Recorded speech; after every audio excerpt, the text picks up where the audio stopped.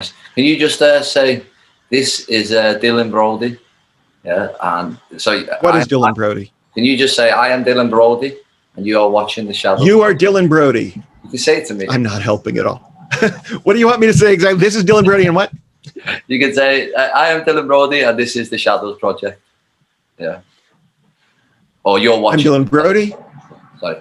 Well, I can't do it if you're going to talk when I start, you bastard. I might keep doing it. Yeah. I'm sorry, you're on mute. You're on mute. I can't. You're on mute. I'm Dylan Brody. This is the Shadows Project. This is the Shadow Project. Is it the Shadow Project or the Shadows Project? I always call it the Shadows Project because it sounds more pretentious. Okay. I don't know why. But I understand. No, cool. I just wanted to make sure I was properly branding your. And you're watching. Yeah. Sorry. I'm Dylan Brody. This is the Shadows Project. Brilliant. I'm Dylan Brody. I'm Dylan Brody. You're watching the Shadows Project. Perfect. That was the best. I'm Dylan Brody. My ears are burning. Does that mean someone is talking about them? Somebody is talking about my money. I'm Dylan Brody. This is the Shadows Project. What do you need? I might put all you of good? That. Do you have? I'll put all of that in and just have a massively long intro. Just stick them in throughout. Just whenever I start to ramble on, just cut in one of those. In this episode of The Shadows Project, we meet US humorist, playwright, author and comedian Dylan Brody. Dylan has appeared in Fox TV's Comedy Express. He has written for Jay Leno's Tonight Show and won the Stanley Drama Award for his play Mother May I. His recent dark and hilarious web series, The COVID Dialogues, has also earned him a long list of awards and is a personal favourite of mine. Hi, Dylan. I didn't know I was supposed to trim my beard into something fancy. It looks cool, man. I've been watching. You've been watching what? I've been watching your show, Corona. Oh. I hope you have been enjoying it. Oh man, it's amazing. Honestly, it's the thing I've enjoyed most since Curb Your Enthusiasm. It's a lot like, to me, it comes across like that a little bit. I don't know if that's a compliment or an insult to you. I don't know what you think of Larry David. Why would it be an insult? Larry David, have we started? Are we on our way and doing this? Yeah. What I do is I chat for a bit and then I do the introductions at the end when I've calmed down. Oh, cool, beautiful. And then come in later. However you like to do things is fine with me. Larry David was very kind to me very early in my career, although he does not remember that. Twice, actually, he was very kind to me, and he doesn't remember any of it. And then he was open to me when I approached him, and he had no memory of having been kind to me, although we didn't wind up working together. Curb Your Enthusiasm is a lovely thing to be compared to. I wish I had the giant bags of money that came with Curb Your Enthusiasm. I think you might do with this because you said you're going to offer some award. We've won a ton of awards. Yeah. We have won. I don't remember, Best of the Web at the London International Film Festival, Best Web Series at London Independent Film Festival. We just won at a Cult Indies, I believe. We won in Niagara Film Festival. We just all of these, a bunch. We've won so many small festivals now. We took Best of Show at one. We've gotten so many laurels and awards that when one of the festivals or competitions says, change of status, Corona Dialogues was not accepted, I think, what is wrong with them? Which is very new to me, to have that kind of confidence in my work. Although it's still fantastic to hear flattery like it's your favorite thing since Curb Your Enthusiasm, I paraphrase, better than, I believe, better than Curb Your Enthusiasm was what you said. I continue to paraphrase further into the soothing of my ego. Let's do it again, yeah? We'll say, sure. I've been watching your show, Corona Diaries, and it's better than Curb Your Enthusiasm. Thank you very much for saying that aloud and giving me the opportunity to pull that clip for later use. You're a very kind man, and that is now a blurb. I didn't intend. Do you know the history on Corona Dialogues? No. Do you know anything about how I came? When I watched it, it was like it had that like, you know, it's awkward at the start, isn't it? Like Curb Your Enthusiasm. You know, like British always say about American humor, it's not subtle. Yeah, and I think Curb Your Enthusiasm is very subtle. And yes, very obvious into, but like it's just brilliant. It's genius to me. You know. Well, thank you. It is subtle. I didn't intend to create a long-running situation comedy for the web. Mm-hmm. You know, that wasn't. I wrote a book called Relatively Painless. Oh, it's called Relatively Painless. Mm-hmm. That's up there. How do I? Yeah. I'll put it in. There it is. I can't. I'm mirrored. I can't do it. It's over there. I wrote this book called Relatively Painless, and it's this family that I was creating that I know very well, and I wrote all these short stories about this one family.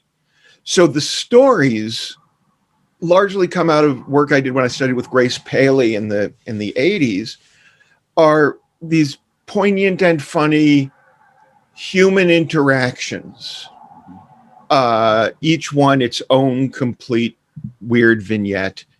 And then some people are reading the book and inferring a novel from it, which is kind of cool to me because that also wasn't my intent. And there's, as you may or may not be aware, Timothy, there's a pandemic that happened. And my whole history is as a comic and a touring performer, and then as a storyteller. I drank my way through the pandemic, so. Oh, good. Feel free. Cheers. And as I made the deal for this book, it included part of the arrangement was a book tour. Because I am not well enough known in the literary world to sell a lot of books, even though it is by far the most beautiful thing I've ever created. Relatively Painless. But then the pandemic hit and there was to be no book tour. And now I lost the contract and I didn't, the advance never came in. So I had to make decisions. And I thought, well, what if, because the family in this book originated with a play called Mother May I that won the Stanley Drama Award in 2005. What if I do some kind of just a little small web play about the two younger characters in this book that can serve to generate excitement about it. And one of the things that I know how to do is create things. And one of the things I don't know how to do is generate excitement. So my plan was this little 2-act, it's going to be a half-hour thing and two 12-minute segments, two 15-minute segments. And this friend of mine, Kate Orsini, will play the sister and I will play the brother, and we'll do two of these things. And then I'll put them up on the web and then people will know, and I'll talk about it a lot. And then people will know about it, and my book will be a big success then, and I can just self-publish it. And that was very scary for me because my father said to me when I was 7 years old, if Ben Franklin was such a big deal, why did he have to self-publish? So it was a huge thing for me to commit to this idea. And after I did the first 2 episodes, Kate sent me a script for a 3rd episode. And the script she sent was good and kind of flattering because it was a good script and it was clearly written in the style of Dylan Brody. And I'd never seen anyone do that before. And it meant she wanted to keep working on it. And I didn't want to say, what a terrible idea. So I said, okay. And I found an actor, an old friend of mine, Eduardo Franz Dominic, came in and read the male role in that one. Was this the episode where the married couple? Steve, yes. This is the one. Linden or something, yeah. And we were just... Turns out they've been married for like 15 years and they've been in lockdown for 39 days. And they're trying to like date online. But really, it's because it makes their sex life better or something. Yeah. And there are things about that episode that bug me now, because all I could see in my own work is flaws. But there are things in that episode that now bug me because I don't think Lindsay would do some of the things that she's doing in that episode. But it didn't matter because it was suddenly a project. It was suddenly we were doing something and it was fun. More importantly, she's the better actor. And I suddenly went, oh, it's not about the boy. The guy is me. The character I'm playing in this thing is recurring because we can always shoot an episode if I'm always around. But I realized that while the stories revolve around the whole family, but really center on this guy, the series revolves around this woman who is way more interesting and way more together than he is. And still figuring out who she is and what she's about. We did 5 of them. And I thought, well, that's run its course. My dad played the father, the patriarch. He was getting the episode where he was the clandestine one. Yes. Where the big secret comes out that he tells her that he's gay, but the big secret is not that he's gay. It's that he loves the mother, yeah. Yes. Yeah. It's that he loves mom. That's shocking. That episode was very difficult for me to write. It was my father's first acting gig since 1958 when he was in a play called the Plaster Bambino with Burgess Meredith and Vivica Linfors, and then he dropped out of acting and changed his career. He was wonderful in it. And that episode caused my mother not to speak to me for 2 weeks. 2 glorious weeks. How much truth was in this? Was it this lie? Well, it's all truth. It's not all facts, but it's all truth. Lindsay is not based on my sister. Daniel reflects a lot of me from when I was much younger. Lindsay reflects a lot of me as I like to imagine I will be in 5 years. And everyone we write is always our introjection, whether it's based on people we know and people we love and live with, or not. Whatever, all of the people we create are introjections of some internal vision of ourselves. And there is a lot about my father's conflicts in his own sexuality that I have had to grapple with as I grow into an adult male. And the way that I reveal those is probably not at all connected to what my dad actually deals with and goes through or has dealt with and has gone through. But I hit some element of it is powerful enough that when I talk about it, it affects my mom. Similarly, the woman that I imagine my mother to be, and the person I write when I am writing, who I think of as my mother, which I do in my performance work a lot.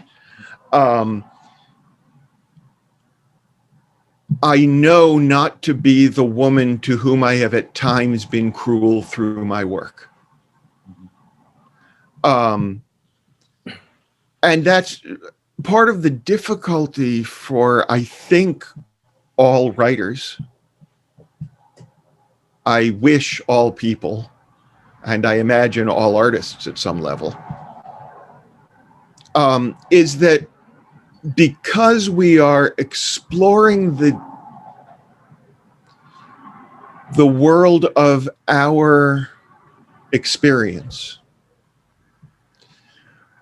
and strive to illuminate truths about the world as lensed through our experience, I figure I am always looking back on stuff I have written before and realizing that in one way or another, I was an asshole at that time, both in what I was revealing from my own past or my own psyche on the page, and in what I put to the page, thinking I was being a good guy. Mm-hmm. So, Anne Lamott said, I believe, if you didn't want me to write about you, you should have been kinder, or you should have treated me better. And I kind of get that. I had an argument when I was 14 with John Irving. Oh, yes, that's a way to start a story, isn't it? I had an argument when I was 14 with John Irving. His son and I went to prep school together. So he came in to read from his upcoming book at that time, Hotel New Hampshire, one of his early books when we were really starting to think this guy is one of the great writers of our time. He's had, I think at this point, 2 bestsellers, and he is the peak of literature. And I am 14, so I know everything. And he read to us this thing, and it was beautiful. We didn't yet know that, that every book was going to be bears and wrestling. So it was all very new to us then. And then he took questions, and someone asked what the biggest thing is that you have to be doing to be a writer. And he said, you have to be willing to betray everybody you love. And I was furious, and I stood on the line to get my book signed so that I could argue with him that you do not have to, you can do it, and you can tell truths, and it can be, but it doesn't have to hurt the people, and you have to be kind and you have to. And then over and over again, I attacked my mother from the stage and on the page for things that she had done, for things that I imagined she had done, for the way that I had heard things, for my understanding of who I was as a person and who she was as a person as filtered through my perceptions. So that means the 14-year-old you was right, no? The 14-year-old me was so wrong. But it could, like you're in one of the episodes of the Corona dialogues, there's a debate when you talk about little people and dwarfs, and yes. So if you apply time to that, yeah, and age, you could be right. You could have been right, Well, what I was right. Well, no, what I was wrong about is that in order to find our own truths, we have to be willing to speak truths that may reveal secrets other people wanted to keep close. When I talk about, I'm not quite clear on where you see the connection to the little people discussion. The little people discussion, you talked about like how it was appropriate to call little people in the 1980s or something, yeah? I can give you the run. Then, yeah, can you give me the run, and then I'll refer back how this here's is. The run. I have a line in a story, and this I Daniel Grunman, the character I play, also shares some of my history, and at times when I need it, he shares pieces of my act. So there's a line in a piece that is, I was waiting for a bus to come. I was sitting up north in Manhattan, my breath steaming in the night air. And a large gentleman of African-American descent descended the stairs and sat down. Well, it was the early 80s, so it was still a big black guy. And before you feel like I am making some reactionary joke about how everybody is too PC all the time and we have to be able to call people whatever we want to call people. I want you to be aware that is not what this is. This is a self-aware, white Jewish guilt, left-leaning, ironic joke about the fact that I am so worried about speaking about people in the terms they prefer that I will actually use the correct terms for the period. For the period, yeah. If I am talking about little people and it takes place in the 30s, I will call them midgets. If it takes place in the 70s or the 80s, I will call them dwarves. For a little while in the late 80s and early 90s, I called them vertically challenged. And now I call them little people. And on the day that little people decide that they wish to be called people of small, I will call them people of small and make that mental adjustment because that is basic human decency. And I said that on a radio show and the host said, well, now you're treating little people as a monolith. Yeah. That's the run. Yeah. And it is almost in the show, it is almost word for word the way I do it on stage. Yeah. And the way I just did it is almost word for word one or the other of those. That is not about protecting people from the truth. Mm-hmm. I don't believe in punching downward for anyone, ever, under any circumstances. Yeah. Once the person is down, get off their neck. And less, I believe, in punching upward. Because, after years of studying martial arts, I think I really no longer believe in punching. And comedy is very powerful. And some of the easiest ways to make it work are punches in one direction or another. We call them punchlines, right? But I think most comics are not aware of the real power of the magics with which they work. I think most writers are not aware of the real power of the ancient magics with which we work. Yeah. Bill Burr says it, doesn't he, when he's talking about white guilt? Yeah, have you seen that stand-up thing? He's talking about white guilt.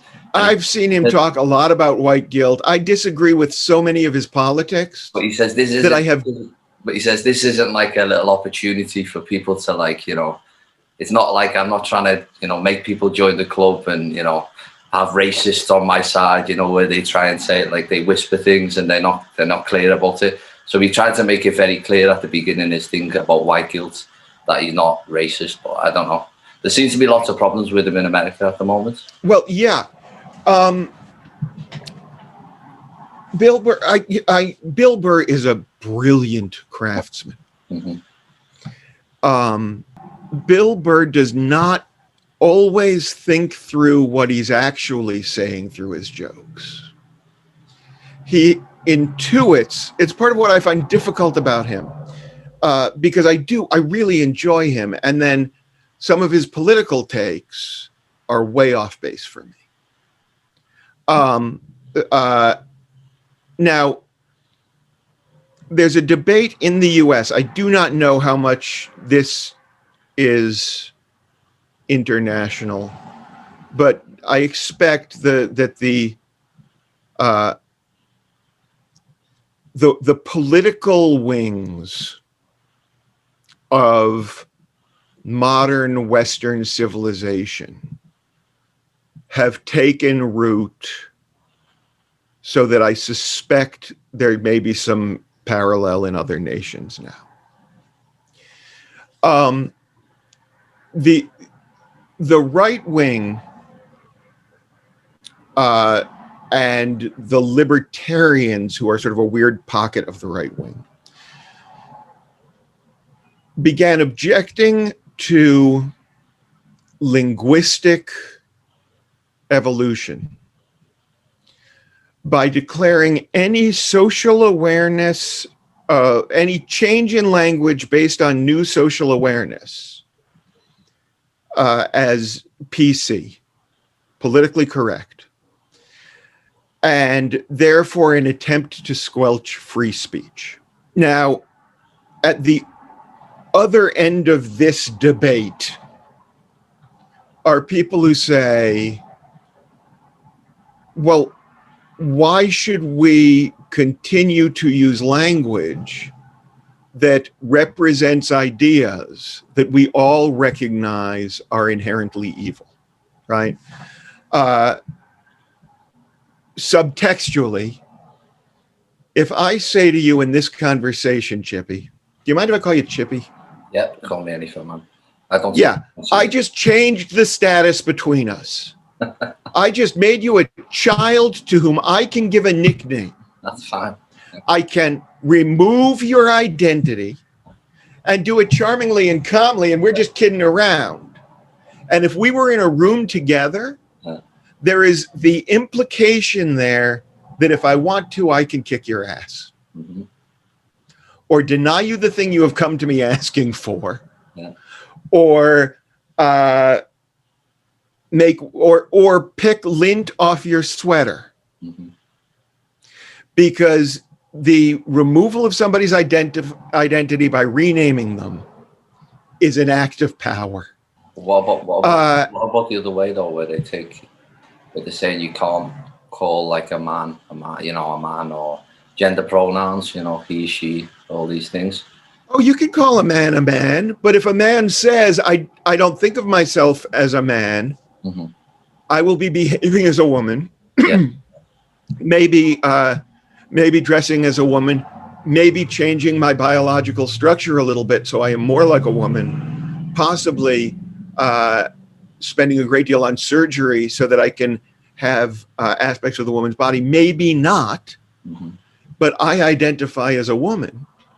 But then I think it is my job as a human. Yeah.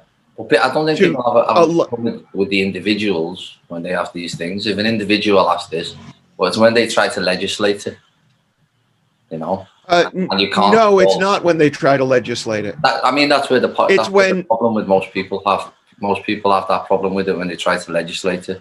Like that's an imaginary problem. No one has tried to legislate anything about what pronouns are used for people. But I know, but this is the sort of thing that gets pushed in the media, or what lots of people are worried about at the moment. No, right. Wait. I don't know about Canada because I don't get too involved in these things. Because to me, like you said, if somebody wants to be called X, I'll call them whatever they want. Yeah, but I'm just talking about general populations. They kind of like get very afraid of these things and about legislation. Yes. When you hear stories coming from Canada, Jordan Peterson, people like this, respected people, and they'll tell some story about how some guy went to prison for calling his daughter, and this is what fuels people to be against those things. I don't know. I know nothing about anybody ever being imprisoned for not using the correct pronoun. Mm-hmm. I can't imagine a circumstance in which somebody's refusal to use a pronoun that is requested by another person or a daughter or a friend might be part of a case toward some sort of emotional abuse. Mm-hmm. Yeah. And I think emotional abuse of a child should be illegal. Mm-hmm. But there is no legislation that people must call one another by chosen pronouns, any more than there was legislation that Dr. Seuss's books must be pulled. Mm-hmm. But that's the fear. That's the fear. I mean, but that fear is based in a lie. Mm-hmm. Yeah.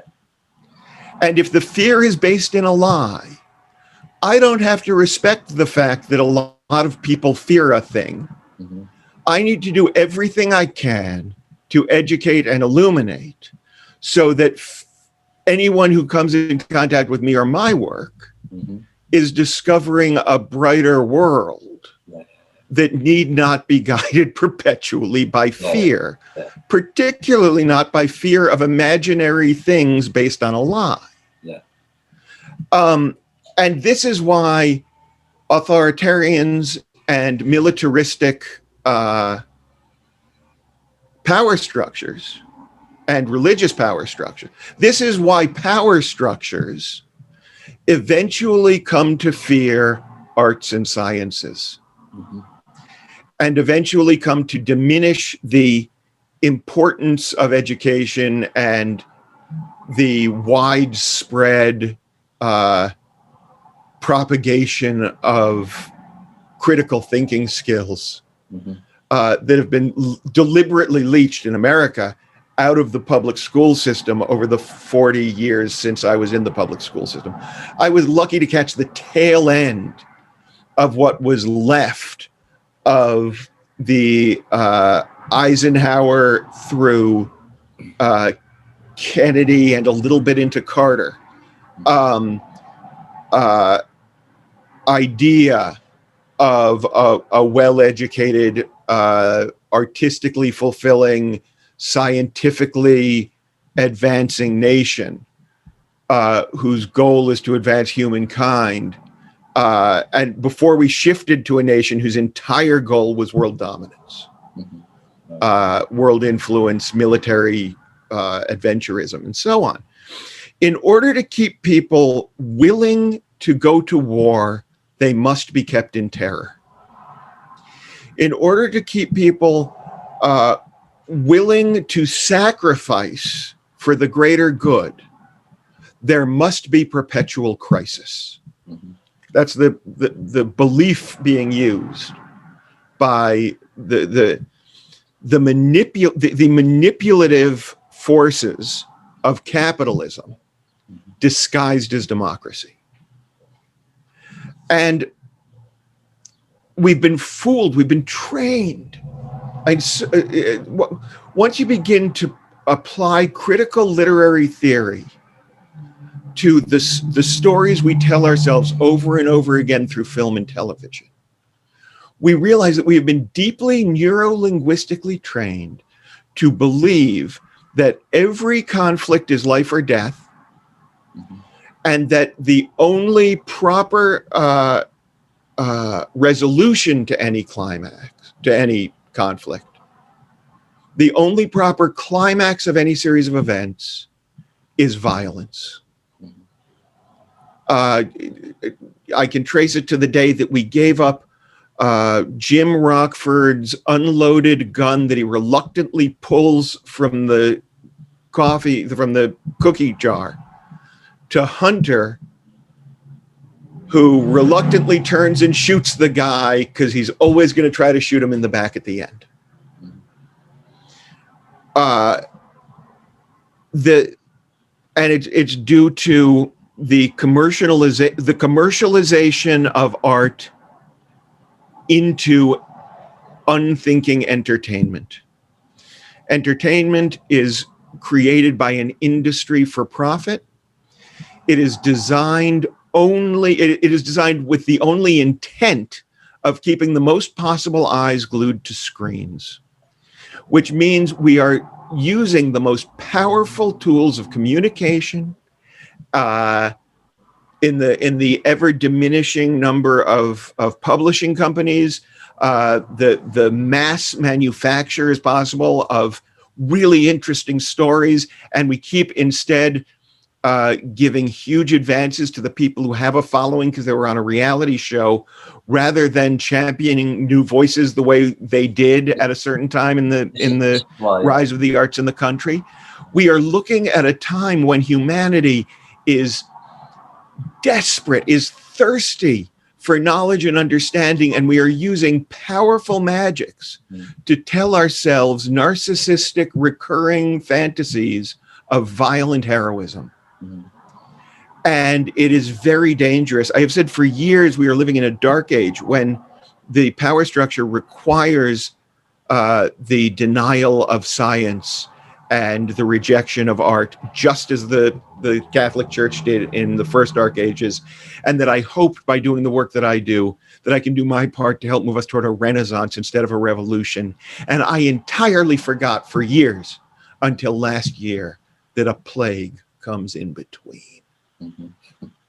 Well, this is why I started this channel, because, you know, not much light gets shone onto writers and that, you know, even in like films and you know, TV shows, the writers are often marginalized, you know, just or forgotten. Like people don't know some of these amazing TV shows that you watch. People don't know who wrote them. They don't know the actor, but they don't know who wrote them. Many, nobody knows who writes television. And television and lots of other writers. It's the same books getting, you know, it's the same, you know, the same writers getting pushed out again and again.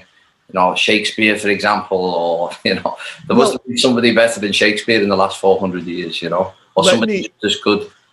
Oh, there have been several. Yeah. There have been several. There are several now. Yeah. And if you want, I can give you a list. People should be reading Jenny Lawson, who's a young humor writer and a genius. One of my heroes who used to have me open for him when he was on the West Coast, David Sedaris, is a brilliant humorist and humor writer. Mike Kaplan is a comic who plays with words and thinks about words and how they fit into the world in ways that I have not seen since Carlin, maybe. Mike has an even more interesting philosophical agenda on stage than Carlin's political agenda was. There are a lot of people who are currently working and really exploring some interesting, and it brings us back to Bill Burr. He's, if your goal is to get laughs, and he came up in in a blue collar comedy town, where the goal, you know, the comic's job is to get into the club and sell drinks. That's their job. Keep people laughing, keep people enjoying themselves and buying drinks. And as an artist who approaches it the way I do, I found that offensive when people told me it's what I should be doing as a comic. I've since mellowed on that and accept that there are people who do that. Bill Burr knows that there are certain formats and formulae that will get laughs. And some of that is pandering in my mind. He can get laughs by talking about how women are shrill nags. But he knows that that's not really true and that that's not politically correct right now. So before he does it, he intuits the need to inoculate the audience against what he's about to say and say, listen, I know this isn't what you're supposed to say, and I know I'm being naughty by saying it, but here's this idea. And the idea inevitably turns out to be, when he does that, inevitably to my mind, turns out to be something that I don't agree with and something that he probably doesn't actually agree with. Mm-hmm. Well, I think diversity is good. We don't have to agree with everyone. It's good to have different, you know. Oh, that's true. But I think we should think about whether we agree with what we're going to say or not. Mm-hmm. Yeah. I'm in addition to my Saturday morning writer's workshop, I'm now running a joke writing session, comedy and humor writing session on Tuesday evenings. And it's had me thinking a lot about how I write jokes and about the nature of jokes and how jokes are structured. And I realized that Jack Benny, one of my mother's heroes, Jack Benny's entire persona was about how stingy he was. And it was endearing and human and personal. And a lie in terms of who he was as a person. He was an incredibly generous performer and human. But he had this character built up around this single joke, this lens through which this character saw the world. And he made every "how stingy is he" joke work with kindness. And he never had to say that it was about Scots, or it was about Jews, or that it was about how gypsies can squeeze a dime, or how these Koreans are when you try to get them to tip. It was the same joke structures used to say something about humanity and where people's focus can be. Now, I wrote a joke a few days ago that I will be cracking open in the next session with the humor writers. First of all, you should know about me that I am, my wife is, someone asked me what the beauty of my marriage is, and my wife is the beauty of my marriage. I am the hirsute of our marriage. I am a very hairy human. Robin Williams once accused me of having a hairier than thou attitude. I am a hairy man. And as a gift, my wife bought me it was actually as a gift, not as a hint, a hair trimmer, a body hair trimmer. And I know it was a gift, not a hint, because I had said, you know what, I would like you to get me. And the first time I began to groom myself with this thing, I wrote the line, I have to shave my body, not because I'm vain, but so that my shirts will fit. And I loved that joke immediately. That is a visual and a turn that I approved of that joke. And sometimes people come up to you after a show and say, hey, I got a joke you could do with that. And very often they're awful. Yeah. And sometimes people come up to you after a show and they say, hey, you shouldn't do that joke. And you'll realize that they're right. I have a joke that I changed because I realized it was sexist. Hadn't known it first, did it for years, realized, changed it. And I did this joke the first time I ever did it. I am now grooming my body with a clipper, not because I'm vain, but so that my shirts will fit. And a guy came up to me afterwards and said, you shouldn't do that joke. And I said, why not? And he said, you're not Armenian. You know what, sorry? He said, you're not Armenian. Armenian, okay. The stereotype in his mind of Armenians as being hairy meant that I was doing a joke at the expense of his people and hurt his feelings. And then he and I got to discuss why that's not the joke there. Yeah, yeah. Right? Now, but it's because this is the thing, you could be offended by anything, really, you know. And so this is when I said, like, you know, if you don't like, Bill Burr might feel that he's correct in what he does, and you might think he's wrong, but it's okay. Yeah, I don't think he does. Most of the time, I think when he preambles with, you may think this is wrong. But if he did think he was right, like, is that okay to do that humor? Or if he believes it, it's fine. Look, Sam Kinison, in whose outer circle I came up for a while in Hollywood, Sam Kinison was a horrible right-wing homophobe. He wrote really funny jokes, but every joke he did, every piece he put together, the ultimate point was the poor should be blamed for their own poverty. It's really okay to hit women. Just don't admit to it in public. And fags are kind of icky. That was his whole fucking act. I don't care about your feelings, and all of these groups of people are beneath me. That was his act. And his big breakthrough piece was a turn on something that I believe he stole from Dan Barton. But his signature piece that really got him on television was, at that time, there was a famine in Ethiopia. And he had a thing about the commercials on television with the kids with the flies in their eyes sitting 3 feet away from craft services. Don't send these people your money. They don't need money. They need luggage. You live in a desert. Go to where the food is. Send them luggage.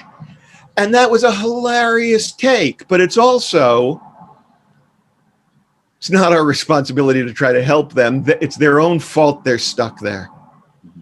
They're too stupid to live here where, and for the record, the same people who would find that just gut-bustingly hilarious are the people who now think we should build a wall to keep the people who are looking to move to where the food is from getting to where the food is.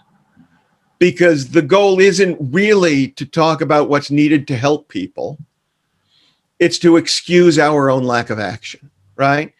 But he believed it. He believed that gays were responsible for AIDS, and he wrote beautifully structured jokes about that damaged a lot of people. And I'm not going to say he had no right to say that. Of course he had a right to say that. But when I hung out with him at night, I tried to convince him that homophobia is just another form of bigotry, man. And you got to stop it. I think my goal is always to be sucking less myself. But so that you seem to put like a lot of thought into what you're doing, you know, who you might, you know, is it offensive for it, you know? When it was perfectly inoffensive, when every comic I worked with was doing hey, you're bound to pick something up if you go riding up the Hershey Highway. Hey, you know, you put a dick in someone's ass. You can't expect to be healthy your whole life. I think homophobia is the last accepted form of bigotry, and I got 12 minutes of solid jokes to prove it. Yeah. And I didn't have to say, some of you may find this offensive because you hate gays. Yeah. And in some rooms, the audience was relieved to hear me say this after what they just heard from the middle act. Yeah. And in some rooms, when I was the feature act, the headliner couldn't figure out why I was having trouble getting jokes with his usual run of fag material. But it just doesn't seem very like clever, does it? It's not clever humor. Just people, you know. If you're a great writer, it could be clever humor. It's like there's a comedian from Australia. I can't remember his name, and he had an earring in. Yeah. And he said he was in Manchester, and somebody said, you know, if you wear an earring in your right ear, this means you're gay. And he said, oh, that's very strange. In Australia, to be gay means you have sex with men, you know.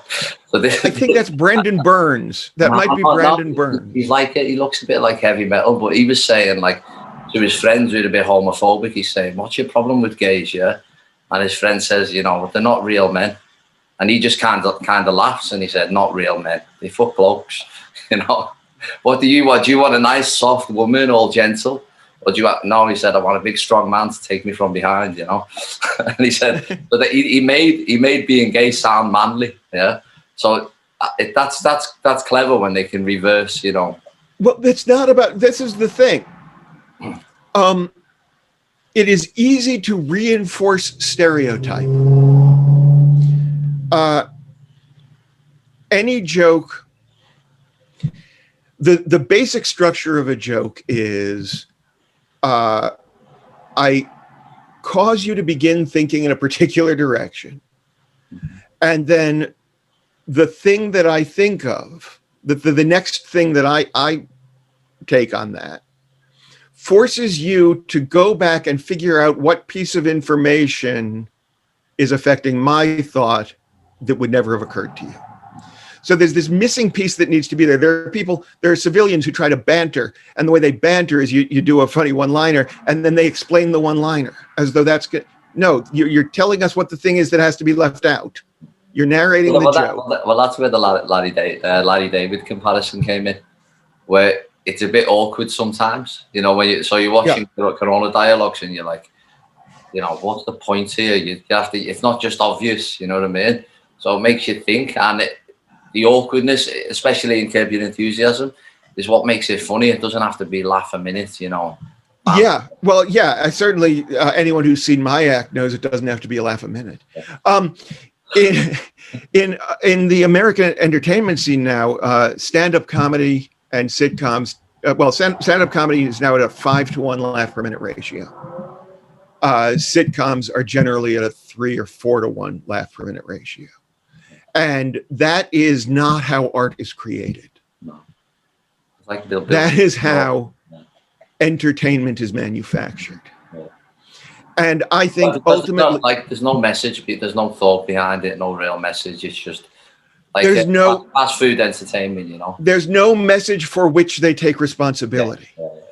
The problem for me, and what makes me take all of this so seriously, is that in any art that is presented, there is a message. It's why morality plays were powerful. It's why we have the live theater. And it's why television is so riveting. We are wired for it. When we were in caves, this was how one generation taught the next generation how to keep feeding itself. The ability to tell and perceive stories is innate to our evolutionary process.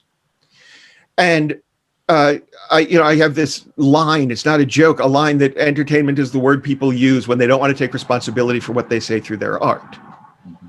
And it was an epiphany for me when I realized that people watch because they want to learn about humanity.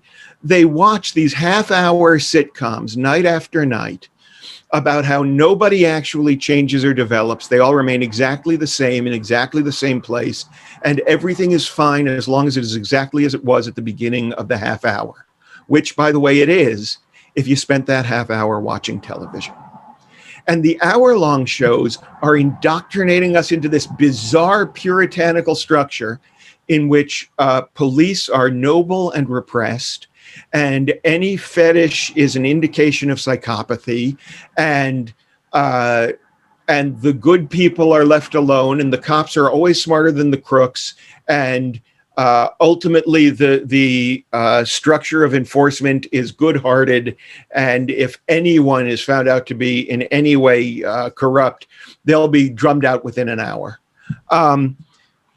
And this is a big lie. These are two huge lies that we are informing generations of repetitively, utilizing this vast network of communicative and expressive media that could be used toward real exploration of human evolution and our lives as perceivers of a world that is changing around us. But we're not allowed to do that because there's money in it. Well, this is why maybe you are not a millionaire. I don't know if you are a millionaire, but you said you wish you had his money before. But Larry David, yeah. maybe you don't pander to them ideas so much, and you wouldn't sacrifice your beliefs. I can tell you the story of which not the story of which I am most proud. That would be, whatever the next one is that I'm writing. A story from my youth in Hollywood of which I remain very proud. And that I have been told was the moment when I stepped onto the path of failure. And I vacillate between considering myself a great success and a vast failure, right? And this is the moment where I just knew who I was. And I was living on the roof of the Comedy Store, answering phones there during the day for minimum wage, stealing stage time at night when I could. A call came in from a casting director asking Mitzi Shore, the owner of the club, for a list of comics who might be good for a pilot for a sketch comedy series for HBO. And at that time, HBO was the home of comedy in America. This is pre-Comedy Central. This is, George Carlin is doing an hour every year, and Richard Pryor is still alive, but no longer doing an hour every year. But it was that time. So I give this note to Mitzi. Mitzi gives me a list of comics. I add my name to the list and I send it into their casting person. I go in to audition for this show that could change my life in my mind at that moment. This could change my career. And I sit down and it's me, Andrew Dice Clay. I think he was still Andrew Clay then. He may have become the Dice Man. He was not yet Andrew Dice Clay, but he was whatever he was calling himself then. Leather jacket and looking like an Elvis impersonator. Danny Stone, who was a bunch of comics from the main room at the Comedy Store, and me. And they're all probably wondering why I'm there, though that didn't occur to me until just now. And I'm looking at the page, and it is something I'm supposed to read directly into camera like it's a news commentary. And it's a page of fag jokes. Gays in the military had just started to hit the news. The idea of gays in the military. It was Bush 1, I think. Yeah, Bush 1 was in office. Clinton hadn't been elected yet. And I'm reading it, and I don't want to read that into a camera. I'm imagining myself being recorded saying these things that I find abhorrent. But I have in my act my first, I'm going to say 3 minutes of jokes on gays in the military by then. Because it's been in the news for weeks. It's been in the news enough that they're now putting it in the sides for the show. So I go through and I do a rewrite while I'm waiting in the outer office. Other people are mouthing through the words and practicing. And I'm going, okay, so my dad might say, and then I do one of their homophobic jokes. But it would seem to me, and then I would do one of my anti-homophobia jokes, right? I'm going through the whole thing and I'm rewriting it to make the point that I want to make, so that I'm doing it as an exchange. Now I know you may be thinking, and then I do a joke that will get the homophobic laugh, but I would counter. Like, I'm doing the whole thing that way. And I go in and I sit down, I slate, and I do the thing straight to camera as I've written it. And it's 5 people are there, and 4 of them are laughing their asses off because they've been hearing the same homophobic hack material all day long from different people. And now they're hearing something better and more interesting and funnier and new. You can't beat new. And the one guy at the end is not laughing. And we get through the thing and they say, okay, now can you read it to us once as written? And I said, I would be happy to, but I'm going to have to ask you to turn off the camera. And they said, what? And I said, listen, I'm happy to show you how I would read that, but I am not willing to have a recording of me reading that as it was written. And the guy at the end said, you understand that I'm the writer-producer on this project, right? And I said, I did not. Hi, I'm Dylan Brody. I'm pleased to meet you. And he said, okay, thank you very much. Yeah. And I left. Now, that pilot did not go anywhere. There were jokes from that monologue that began to appear in Andrew Dice Clay's act that week.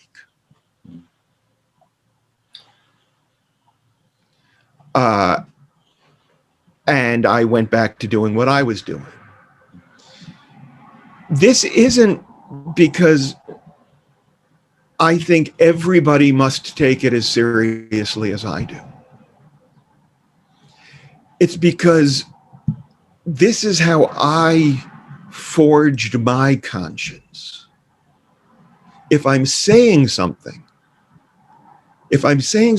as art, which means in the shape of a performance for people to observe and interpret,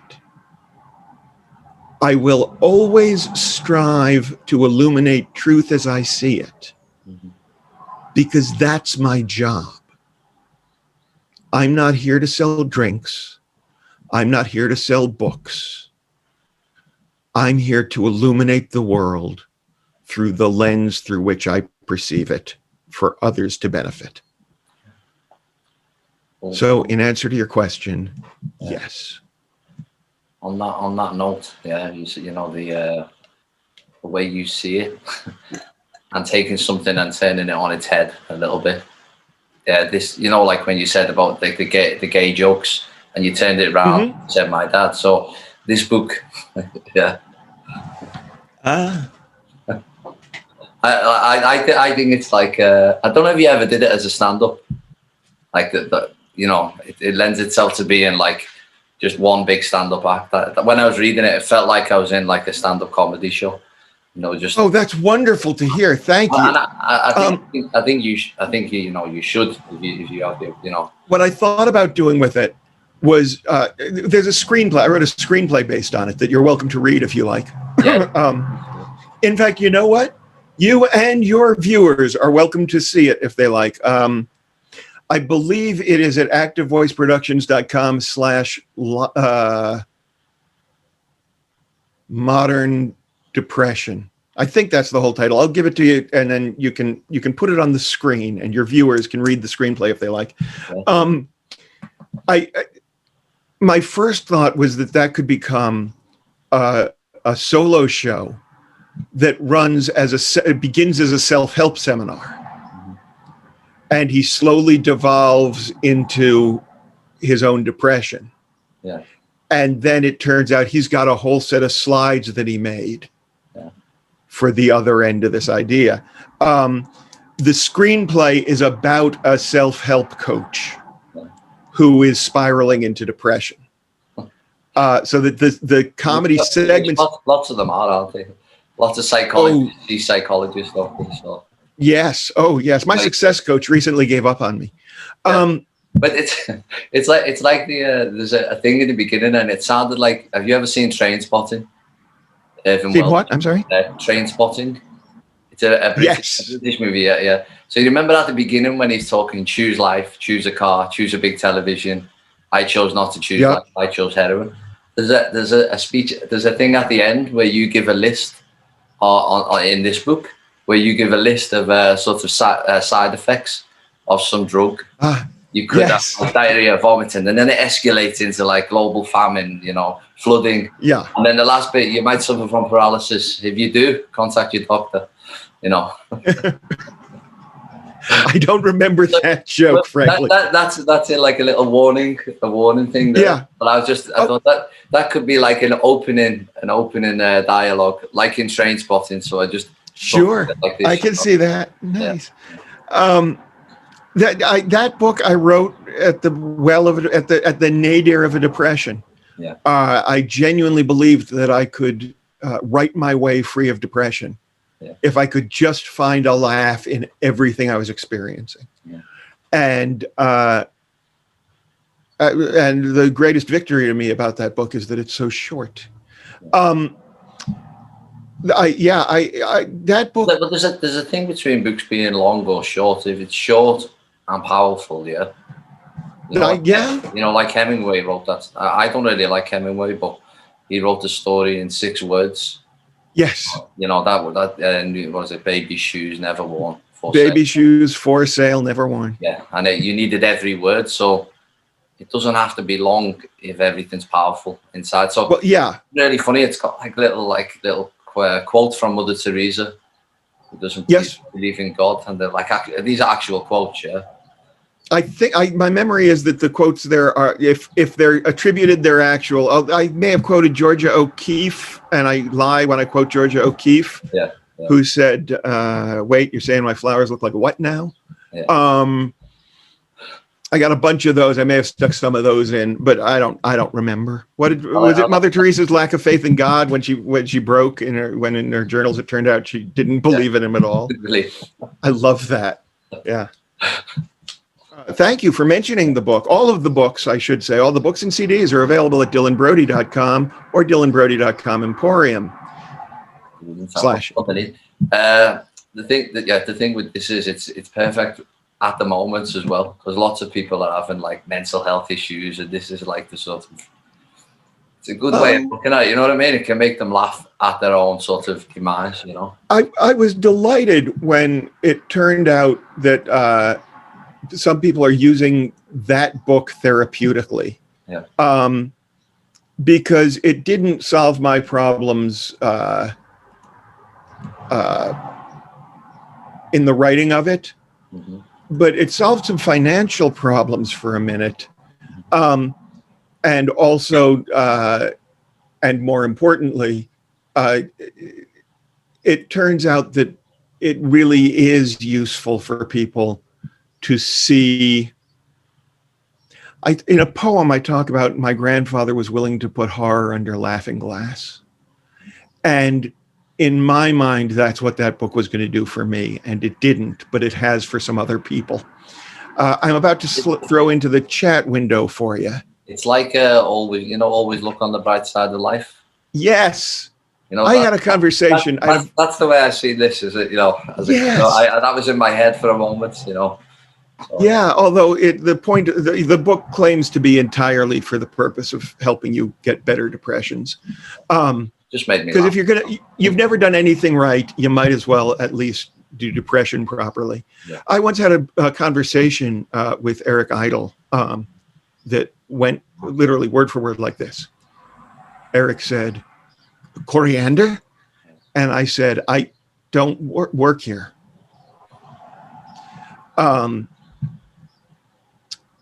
But he was enough of an influence on me and important enough to me in my mind that it has stuck with me. Yeah, he's a great guy. Do you know him? Tell him to call. I didn't know him. I just loved the Life of Brian and Holy Grail and just me too. Yeah. And he's on television on like Parkinson a few times in these shows. So growing up, I've seen lots of them. Brilliant guy. Monty Python had first came to America through PBS, the public broadcasting system. And I remember lying in my bed as a very small child, hearing my parents laughing. Mm-hmm. And we lived in an old house in upstate New York that had actual keyholes that you could look through. Okay. And I could see part of the television. And I think my head was bumping against their doorknob because eventually my dad let me in. And on the nights that Monty Python was on, I was allowed to lie in the bed with them for that half hour and watch a show that I only barely understood and hear my parents laugh harder than I had ever heard them laugh in my life. That's great, man. I could speak to you for all day, honestly. It's lovely. I hope this has been useful to you. I hope you've gotten what you wanted for your show. Because it's like, I like, thought-provoking humor, debate and, these things. And obviously the comedy side of it. I'll put some of these little quotes from this book up and it's been really nice. This was a great joy. I hope I didn't talk too much at you. I wanted you to talk at me. It's great. It's brilliant. Okay. It's like live entertainment. Oh, I just strive to not suck, baby. I just strive to not suck. Yeah. All right, go away. Sell some of my book. If you never need an Englishman in your show, the Corona. I'll keep it in mind. Put it in, man. It's good to know. I've got one coming up. Melanie Chartoff is going to do an episode in 2 weeks. I'm working on that script right now. Don't know how I could use an Englishman. It's all so New York Jewy and California Jewy, and yeah, we'll figure it out. Thank you so much for having me, man. This was a joy. Thank you very much, man. It was great to meet you. Really nice. Where are you? Where are you recording me from? I'm in Liverpool at the moment. I usually live in Bulgaria most of the time, but I came up to see family, the virus and this, so I'm in Liverpool. Cool. Yeah. Feel free to be in touch anytime about anything. I am unlikely to be in your neighborhood ever. I'm likely to be in yours. Well, call me. Tour with the project. Thank you very much. All right. Take care. Talk to you soon. Bye.